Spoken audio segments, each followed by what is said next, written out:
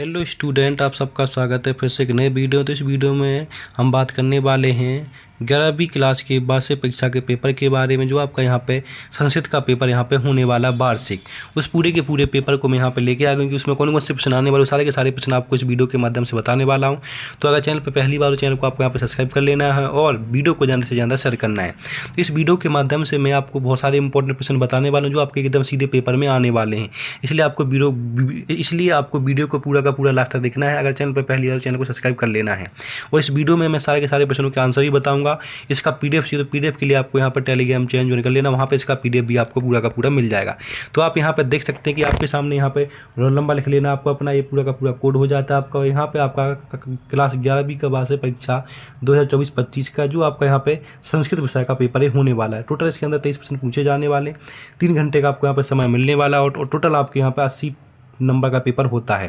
तो इसके लिए पूरे के पूरे 80 के 80 नंबर आपके इसी वीडियो के माध्यम से आ जाएंगे। बस वीडियो को आपको 1 से 2 बार अच्छे से देख लेना है, सारे के सारे प्रश्न आपके यहीं से इसी वीडियो से फंसने वाले हैं। तो हम चलो चलते पहला ऑप्शन देखते हैं कि इसमें पहला ऑप्शन क्या पूछा गया, उसके हम यहाँ पे बात कर लेते हैं। तो आप देख सकते हैं आपके सामने पहला प्रश्न आ चुका है, तो पहला ऑप्शन देख लीजिएगा। तो पहला प्रश्न आपसे यहाँ पर जो आपसे पहला ऑप्शन पूछा गया कि उचित विकल्प चुनकर लिखने, जो आपके 6 नंबर के विकल्प होने वाले हैं। इसमें पहला प्रश्न पूछा गया कि दिग्गु समास से उदाहरण अस्ति, दिग्गु समास का उदाहरण कौन सा है। तो यहाँ पे आपको बताना दिग्गु समास का उदाहरण कौन सा आ जाएगा। तो यहाँ पे आपका आ जाएगा त्रिभुवन। क्या आ जाएगा? त्रिभुवनम आ जाएगा आपका दिग्गु समास का। ऑप्शन बी आपको यहाँ पे लगा देना है।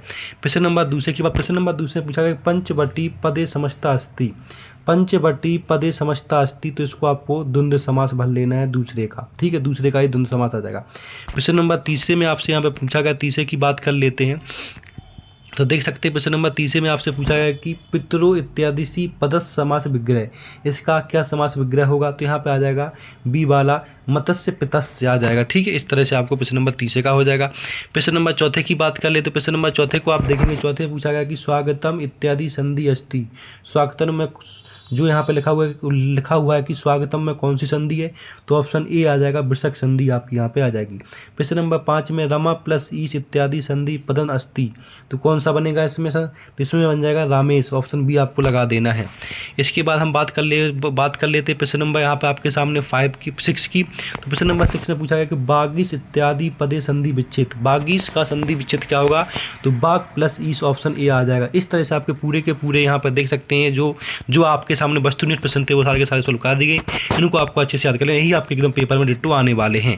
इसके बाद हम प्रश्न नंबर दूसरे की बात कर ले तो दूसरे प्रश्न में क्या पूछा गया उसकी बात यहाँ पे हम करने वाले हैं। यहाँ पे आप देख सकते हैं कि आपके सामने प्रश्न नंबर दूसरे में पूछा गया कि प्रदत्त शब्दे रिक्त स्थान पूर्ति को, इसमें रिक्त स्थान भरने जो टोटल 7 नंबर के आपके यहाँ पे होने वाले।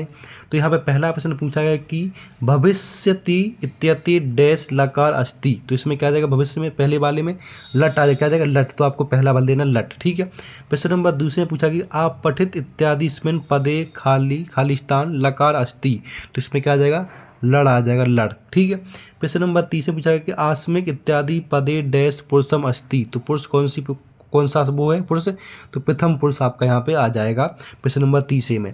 प्रश्न नंबर चौथे में पूछा गया कि लिख धातु लटक लस्य प्रथम पुरुष बहुवचने भवती, इसका बहुवचन क्या होगा। तो इसका आ जाएगा ऑप्शन दूसरा वाला लिखंती, ठीक है।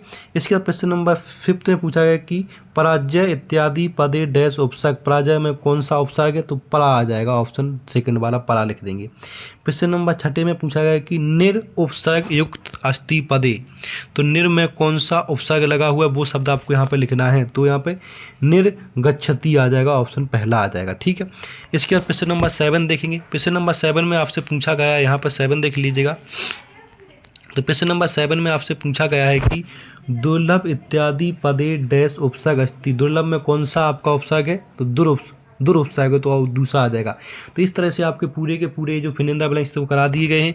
अब हम बात करने वाले प्रश्न नंबर 30 की। प्रश्न नंबर 30 में क्या पूछा गया उसकी बात हम यहाँ पे कर लेते हैं। तो प्रश्न नंबर 30 में आपसे पूछा गया कि शुद्ध वाक्यांश समक्ष आम, शुद्ध रहेगा तो आम लिखना है, अशुद्ध रहेगा तो आपको ना लिखना है। तो इस तरह से आपको पूरा का पूरा प्रश्न नंबर 30 बताने वाला हूँ, जो टोटल 6 नंबर का आपका यहाँ पे होने वाला है। तो प्रश्न नंबर पहला पूछा है कि पठितुम इत्यस्मिन् पदे तुमुन प्रत्यय अस्ति, इसमें क्या जाएगा सत्य हो जाएगा। तो आपको यहाँ पे क्या लिख देना, आम लिख देना, ठीक है, आम, इस तरह से आम लिख देना, ठीक है। पहले में पहला सत्य हो जाएगा। दूसरा वाला पूछा है कि आग्रम इत्यादि पदे कदित्व प्रत्यय अति, इसमें कौन सा प्रत्यय अति है? नहीं है, तो ये आपका एकदम ना हो जाएगा, तो यहाँ पे आपको ना लिख देना है, तो असत हो जाएगा दूसरा वाला। प्रश्न नंबर तीसरा देखेंगे। प्रश्न नंबर तीसरे में पूछा है कि दृष्टवा इत्यत पदे तुमुन प्रत्यय अस्ति, तो ये आपका क्या हो जाएगा? ये भी आपका ना लिख देना, आपको यहाँ पर ना असत हो जाएगा आपका तीसरा वाला भी। प्रश्न नंबर चौथा पूछा गया। प्रश्न नंबर चौथे में पूछा गया कि प्रदूषित जल पीतमा जना अपी रगड़ा भवंती इत्यादि अपे अव्यय अस्ति, तो ये आपका असत हो जाएगा, ये आपका सत हो जाएगा, तो आपको यहाँ पे आम लिख देना है, ठीक है, सत हो जाएगा तो आम लिख देना है। इसके बाद प्रश्न नंबर 5 में पूछा गया कि अथ कोस्य व्यपदेश इत्यादि अथ अव्ययम अस्ति, तो ये आपका क्या हो जाएगा? यहाँ पे ये भी आपका आम हो जाएगा, सत्य हो जाएगा। प्रश्न नंबर 6 पूछा गया है यहाँ पे 6 पूछा गया कि इत आगच्छत इत्यादि इत पदम अव्ययम अस्ति, तो ये भी आम मतलब कि असत्य, ये भी आपका आम मतलब कि सत्य हो जाएगा। तो पहला असत्य, दूसरा असत्य, तीसरा भी असत्य, और नीचे के 3 सत्य पूरे। तो इस तरह से आपका प्रश्न नंबर तीसरा पूरा का पूरा हो जाता है, इसको आपको अच्छे से याद कर लेना है। अब हम बात करने वाले प्रश्न नंबर 4 की। तो प्रश्न नंबर 4 देखेंगे। प्रश्न नंबर 4 में आपसे पूछा गया कि उचित मिलान कृति, यहाँ पे हमें उचित मिलान करना है, जो टोटल 6 नंबर की मैचिंग होती है, इच्छा की 6 मैचिंग आपको यहाँ पे मिलानी है। तो सारी की सारी मैचिंग मैं यहाँ पे बताने वाला हूँ। तो पहली मैचिंग को आपको यहाँ पे मिला लेना है प्रश्न नंबर ऋणा से, जहाँ पे विद्या प्राप्ति लिखा पहले का। दूसरे को आपको यहाँ पे मिला लेना है गा से, जहाँ पे पुप्स गुक्षम लिखा हुआ है, ठीक है। प्रश्न नंबर तीसरे का आपको यहाँ पे मिला लेना है, तीसरे का आपका आ जाएगा पहला, जिसमें सीता नाम लिखा हुआ है, सीता नाम, ठीक है। प्रश्न नंबर चौथे को आपको मिला लेना घा से, तो घा से मिला देंगे। प्रश्न नंबर 5वें को आपको मिला देना राम से, तो खा से मिला देंगे। प्रश्न नंबर 6 को आपको यहाँ पे मिला देना है छा से, तो छा से मिला देंगे, और 7 को आपको चा से मिला देना। इस तरह से आपकी पूरी की पूरी मैचिंग हो जाती है। मैचिंग को आपको देख देख के अच्छे से याद कर लेना है। इस वीडियो के माध्यम से मैं आपको सारे के सारे प्रश्न कराऊंगा जो आपके पेपर के लिए इंपॉर्टेंट होने वाले हैं। तो इसलिए वीडियो को आपको ज़्यादा से ज़्यादा शेयर करना है और चैनल को सब्सक्राइब करना है, जिससे आपके पास सबसे पहले नोटिफिकेशन आ सके। सारे के सारे पेपर आपको इसी चैनल पर मिलने वाले हैं। अब हम नेक्स्ट प्रश्न की बात करें कि नेक्स्ट प्रश्न में क्या पूछा गया है। तो नेक्स्ट प्रश्न आपके यहाँ पर पूछा गया है प्रश्न नंबर 5, जिसमें देख सकते हैं प्रश्न नंबर 5 में पूछा गया कि एक पदेन उत्तर लिखिए, मतलब एक वाक्य में उत्तर लिखने हैं, जो आपके यहाँ पर 6 प्रश्न पूछे गए हैं, 6 नंबर का आपके यहाँ पे होने वाले। तो पहला प्रश्न पूछा गया कि सुंदरम मुखम इत्यादि विशेषतम पदम किम, तो आपको यहाँ पर क्या लिख देना है? आपको पहले में क्या लिख देना? सुंदरम, क्या लिख देना? सुंदर लिख देना। क्या लिख देना आपको यहाँ पे? सुंदरम लिख देना पहले में, ठीक है। इसी में आपका पूरा का पूरा आंसर मिलने वाला है, बस आपको यहाँ पे बना रहना है, ठीक है। इसके बाद प्रश्न नंबर आपके सामने यहाँ पर दूसरे में पूछा गया कि कंठस्थ श्लोक इत्यादि विशेष पदम, तो किसमें? श्लोक में है, तो दूसरे में आपको यहाँ पे श्लोक लिख देना है, ठीक है। इसके बाद प्रश्न नंबर तीसरे में पूछा गया कि मृतिका मयूर इत्यादि पदे विशेष पद कौन सा? तो इसमें आपका क्या जाएगा? मयूर है। क्या जाएगा? मयूर आ जाएगा, तो यहाँ पे आपको मयूर लिख देना है। प्रश्न नंबर चौथे में पूछा गया है कि शोभम पटम इत्यादि विशेषम पदम, इसका क्या हो जाएगा? विशेषण, तो इसका आपका आ जाएगा शोभनम आपके इसका आ जाएगा विशेषण, ठीक है। इसके बाद प्रश्न नंबर आपके सामने यहाँ पे पूछा गया 5th, जिसमें आपको यहाँ पे कौन सा पद है? तो यहाँ पे आपका आ जाएगा प्रथम पद है, और यहाँ पे बहुवचन आ जाएगा, ठीक है। इसके बाद यहाँ पे प्रश्न नंबर 6 में पूछा गया कि सागरतम पदे की विभक्ति, तो इसमें आपका बहुवचन आ जाएगा यहाँ पे भी। तो इस तरह से आपके पूरा का पूरा 5 नंबर का प्रश्न पूरा का पूरा यहाँ पे हो जाता है। अब जो आपके यहाँ प्रश्न बनने वाले हैं वो आपके यहाँ पे 2 नंबर के प्रश्न बनने वाले हैं। इसमें आपसे 2 प्रश्न पूछे जाएंगे, दोनों में से कोई एक प्रश्न आपको यहाँ पे करना है। तो इन सबके भी आंसर आपको यहीं पर मिलने वाले हैं। बस वीडियो में आपको यहाँ पे बना लेना है, चैनल पर पहले वाले चैनल को आपको यहाँ पे सब्सक्राइब कर लेना है। तो आप यहाँ पर देख सकते हैं कि प्रश्न नंबर 6 में पूछा गया है कि कास्मिन रता जना ब्रहा प्रतुबंती, तो इसमें आपको जहाँ पे कास्मिन लिखा है, इस कास्मिन को हटा के यहाँ पे आपको पुराण प्रवचनम लिख देना है, और पूरा यहाँ से आपको रता जाना ब्रहा प्राप्ति लिख देना। तो यहाँ से आपका पूरा का पूरा 6 नंबर प्रश्न का आंसर यहाँ पे हो जाएगा। तो इस तरह से आपको लिख लेना है, ठीक है।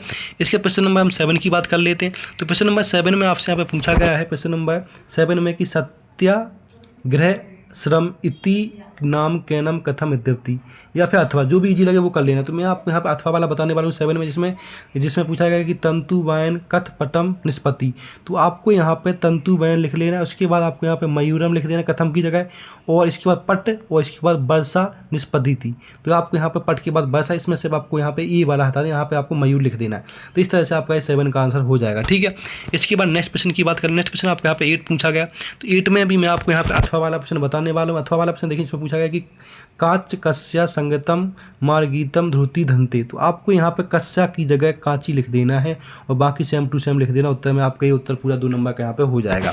प्रश्न नंबर 9 की बात कर लेते हैं। तो प्रश्न नंबर 9 में आपसे पूछा गया है कि परितुष्ट राजा बाल्यम किम आगच्छता, या अथवा में पूछा गया कि राज्ञा विजय मूलम किम भवति, तो आपको यहाँ पर उत्तर में लिख देना राज्ञा विजयम मंतम भवती, मंतम लिख देना किम की जगह। तो इस तरह से आपका ये पूरा का पूरा 9 का आंसर हो जाएगा।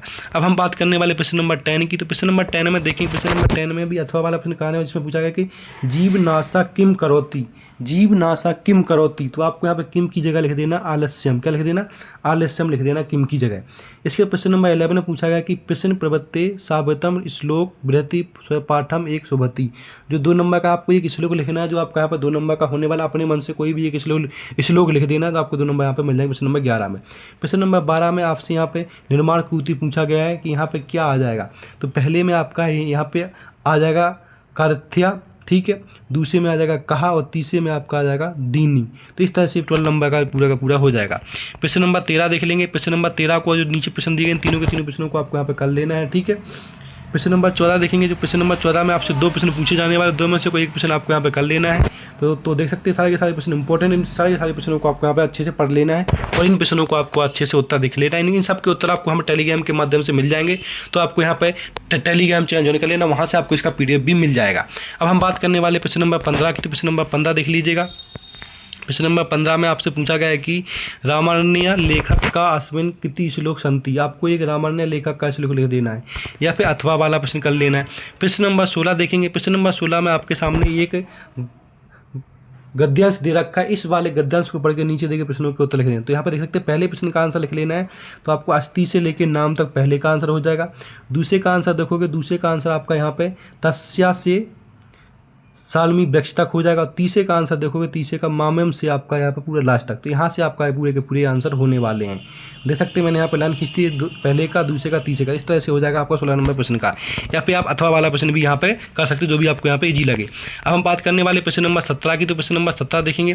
प्रश्न नंबर 17 में आपसे यहाँ पे प्रश्न पूछेंगे, इसमें भी आपके सामने एक श्लोक दे रखा है, इस श्लोक का अर्थ निकाल के नीचे दिए गए प्रश्नों के आपको यहाँ पे उत्तर बताने, जो आपको यहाँ पे 3 नंबर का ये होने वाला है। तो इसको भी आपको ध्यान से अच्छे से पढ़ लेना, और सारे के सारे प्रश्न आपको यहाँ पे कर लेने हैं। इसके बाद प्रश्न नंबर हम 18 की बात करने वाले। प्रश्न नंबर 18 देखेंगे। तो प्रश्न नंबर 18 में आपसे पूछा गया है कि अधोलिखित नाट्य पठित प्रश्नम उत्तराणी संस्कृत भाषा लिखतम, ये इसमें गद्यांश दे रखा है, इस गद्यांश को पढ़ के नीचे दिए गए प्रश्नों के आपको यहाँ पे आंसर देने हैं। तो इस गद्यांश को अच्छे से पढ़ लेना और नीचे दिए गए प्रश्नों के आंसर देना, आपके 3 नंबर यहाँ से पक्के हो जाते हैं। ये पेपर के लिए बहुत इंपॉर्टेंट, जो बता रहा हूँ वो आपके लिए बहुत इंपॉर्टेंट यहाँ पे होने वाला है। तो इसके लिए आपको सारे के सारे प्रश्न आपको ध्यान से पढ़ लेने, जितना बताएगा उतना कर लेते, तो आपके पूरे के पूरे यहीं पे पूरे के पूरे नंबर आपके इसी वीडियो के माध्यम से आ जाएंगे। तो इसलिए आपको इसको पूरा का अच्छे से देख लेना है, और चैनल को सब्सक्राइब कर लेना, और वीडियो को ज़्यादा से ज़्यादा शेयर कर लेना है। अब हम बात करने वाले इसका अथवा वाला प्रश्न। तो यहाँ पे 16, यहाँ पे 18 के अथवा वाले प्रश्न दे रखे, इनको भी आपको अच्छे से कर लेना है, ठीक है। इसके बाद आपके सामने प्रश्न नंबर 19 आ जाता है। प्रश्न नंबर 19 में आपसे पूछा गया है कि यहाँ पे एक रिक्त स्थान दे रखे, इन रिक्त स्थानों को आपको यहाँ पे भरना है। ये आपके सामने एक पोएम है, इस पोएम को आपको अगर याद है तो आप यहाँ पर रिक्त स्थान अपने भर सकते हैं।